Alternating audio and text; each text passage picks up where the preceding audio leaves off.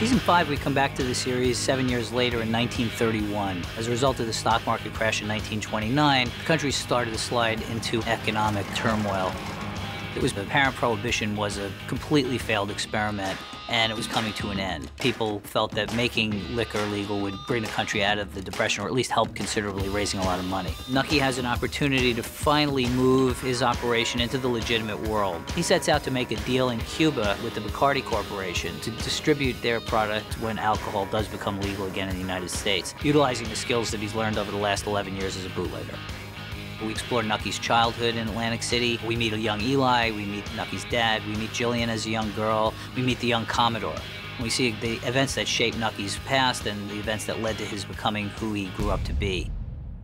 31 was also the year Al Capone got arrested. The St. Valentine's Day Massacre had happened years earlier, and he was the reigning gangster of the United States. 31 was also the year that the gangster world truly became organized, in large part due to the efforts of Lucky Luciano, who formed the Commission, which became the governing body of the mafia. The stock market having crashed, many firms went under, but Margaret's still in business, although they are on very shaky ground.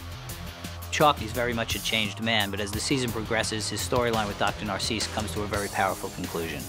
The show has a very different look when we come back in season 5. The color palette is different, clothing is different, cars are different. Radio is everywhere. Suddenly there's sound, there's music, there's talking in the air. It looks like the show, and yet it looks like a new version of the show.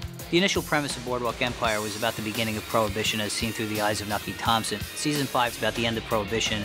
It's about bringing Nucky's storyline full circle. You have nothing to fear from me, Mr. Thompson. Who said I was afraid?